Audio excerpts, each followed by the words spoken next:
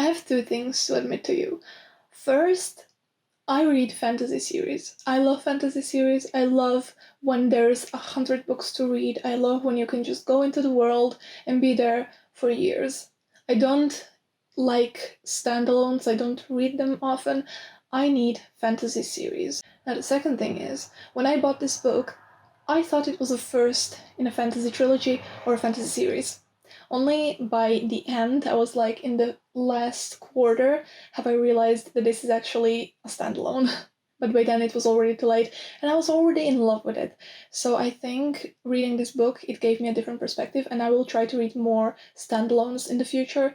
But let's get into the parts of why I think The Raven Tower is so special, and why I think you should read it. I first saw you when you rode out of the forest, past the cluster of tall, bulge-eyed, offering stakes that mark the edges of the forest, your horse at a walk. The Raven Tower is a story told in the second perspective as well as the first.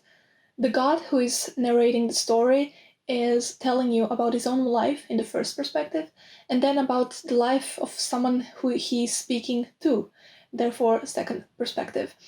The first storyline, his own life, he's basically telling us of the history of his life, how he gained consciousness, how he saw lives and humans arrive and then pass away and then arrive anew. He's telling us of how he met other gods, how other gods died because they didn't have enough followers, how others still became stronger and stronger because they had more and more followers. He told us about all of these waves of and storms of life, basically.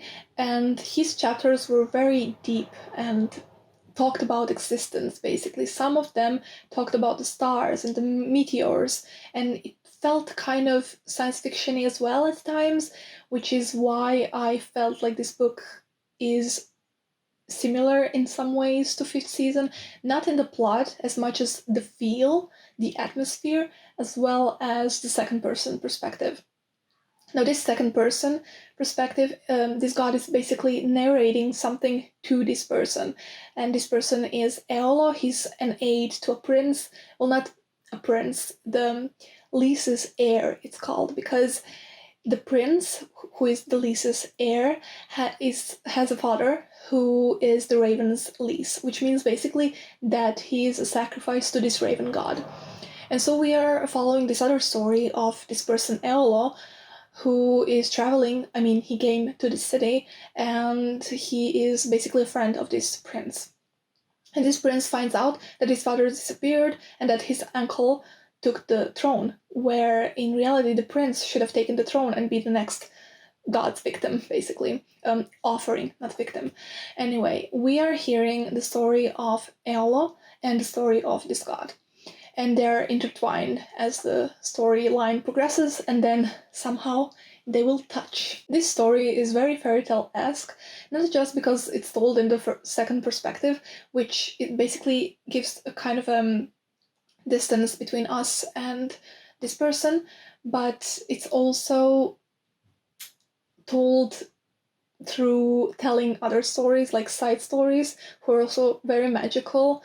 And I don't know, it gave me also like vibes of A Starless Sea, in that it's telling you stories about other people, like quick stories that somehow connect to the main narrative. I'm just throwing out some of the like names of other popular books, but this book, The Raven Tower, is beautiful because of what it is and how different it is from all of these books that I've just mentioned. But at the same time, I feel like if you like these books, you will love The Raven Tower. As I already mentioned, I don't like standalones. I like to get into a series and just float with the characters and the plot for years and months and years still, and just, be there. I don't like change. And this is, well, a fairly short book because it has a huge font, and I read it in 2 days. So it was over too quickly, which is the only negative thing I can say about it. Otherwise, everything is beautiful. It's so interesting. It's so philosophical. The god who is narrating the story is he contemplates a lot, and he's very stubborn, and we get to meet his personality, and we get to meet the personality of Eolo, as I already said, the other main character. There's also the fact that Eolo is a trans man, which is just something that he is. It's not used to dramatize the plot. It's not used to get to some dramatic reveals, or I don't know, to cause him pain in some way. It's just another fact in this world, and that's it.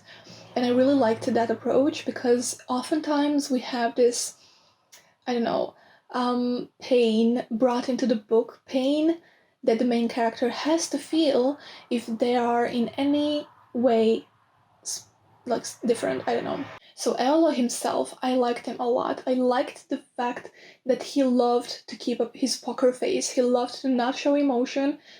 He felt a lot of emotion, but he liked to keep it straight. And there was this one scene where he just could not react. He had to react. And when he did, it was the most powerful scene in the whole book, because of who he is as a person. He is a person who does not show his emotion easily. And then in this one instance, you understand how much this thing meant to him, because he reacted in a different type of way, because he raised his voice a bit. He said, let go. It wasn't a big dramatic scene, but accounting for his indifference, kind of level-headedness before coming to this part, was just knife in the heart, because it was a short scene and so good, because as I already said, we have this character already established, and now we see what matters to him, what bothers him. But as I already said, this is a more of a fairy tale-esque story, so maybe if you don't like this type of stories where you don't get as close to the characters as you'd like, maybe you will see it as a negative. But I also like characters. I like to meet them from deep inside, and yet I still loved this story. I loved it, as I already said, because it was so deep and philosophical in some ways, but most of all, above everything else, it was rational. The dialogues were very automatic in some way, but they fit, and they were very rational. And one of the reasons for this is that the gods in this book, they have to tell the truth. If they tell a lie, this lie has to become a truth. And if there's not enough power in the god to make this lie be the truth, then the god dies.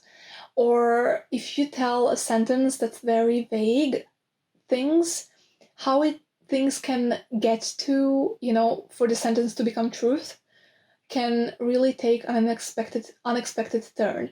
So gods really have to be careful how they speak. And this is why I loved the narration of the story, because the god who was telling it, he had to really speak in a certain very logical way, very Boolean, I don't know,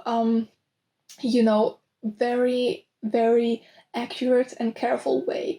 And I loved, okay, there were some weird sentences, and I had to stop a bit. I had to just understand what the sentence meant, because somehow it's kind of convoluted, but when you understand it, you see that it's written this way, so it could not be disputed by anyone. This is the only truth in the sentence, and it can't be twisted. And I loved the narration and the writing style of this really logical writing style, because of this one catch that the gods have. The whole plot of the story is like a mystery novel. It's set up as a mystery. The mystery is at the center of the novel, the mystery of where the prince's father disappeared to, how he managed to disappear. And this mystery drives the plot forward, but at the forefront, I think, is this god's life and this god's thinkings and musings, and how this god sees the world. And also Eolo, our main character, the other main character that this god speaks to. Overall, this book really swept me off my feet, and I think the main reason for this is I just solved some quiz at some web page, I think it was Orbit, and I got recommended this book. And then I read the summary, first sentence, there are gods there. And I was like, okay, that's enough. That's all I have to know, that there are gods in this book. I will buy it. I didn't check Goodreads or anything. That's why I thought it was a first in a series. I just decided I will give it a chance. I will see how to read a book without other people's opinions affecting my own.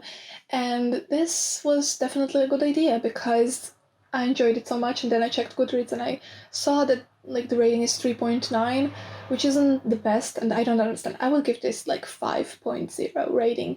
It's incredible. I read it as something that I can connect to my own life and my own like understanding of who we are in this world. And as that type of book, it was phenomenal. There's so many beautiful quotes that can be like those relatable coffee cup quotes. I don't know. But they're not ordinary quotes. They're not quotes that you would find just anywhere. I think the eloquence of Anne Lackey is a level or two above, these ordinary quotes that you can find on the internet. The other thing is, I loved how this stubborn god was so stubborn. He was in this rock, and he was so stubborn, he didn't want to change bodies. He didn't want to go into another rock or an animal so he could travel more easily. He was in this rock up north, and other gods, other people came to him, and this is how he found out about things, about the world, but he did not want to change his body. And I think I could draw a parallel with this god's stubbornness to move and to change his body to our main trans character who, also decided that this is who he is, no matter what, no matter which body he has. So I don't know, somehow these two like parallels, these two stories, there's something there. I'll have to think about it more. I have to think about this book a bit more. I just finished it this morning, and honestly, I want to reread it already because, as I already said, I love fantasy series. Because if this were a series, now I could go into another book, the second book, the third book, and I could be like satisfied to be with these characters more, to be in this world more. This is a standalone though, so the only thing that I have left is to reread it and reread it again, and then think about it and reread it again. Another thing that I need to mention is that reveals in this and how Anne Lackey plays with language, which also plays with the plot. Like, she just hits the mark on both levels of like the level of words that you see on paper, and then the level of this metaphysical space she's created in this story. And she twists and turns all of these things, and they influence each other in such magical ways. I don't know. I read this book, I didn't have any expectations, but it just played with me. It played with my emotions as well as my mind. And there's not a lot of books that I can say this for, so please read The Raven Tower by Anne Lackey. You will not regret it. That's all I have to say. Subscribe to my channel, comment down below, tell me if you've read this book. Not a lot of people did. I want to know what you think. I want to know what you thought about our characters, about the existential things that were said in this book, and I want to know if you have any other recommendations for second person fantasy narrations, as well as just narrations in general where gods are included, where gods are like the main characters, because I realized that's my thing. Like, I never had a thing, but now I have a thing. So if there's a book with a goddess character, I will probably read it no matter what. Like, I don't care about the other things. If there's a god there, I will be reading.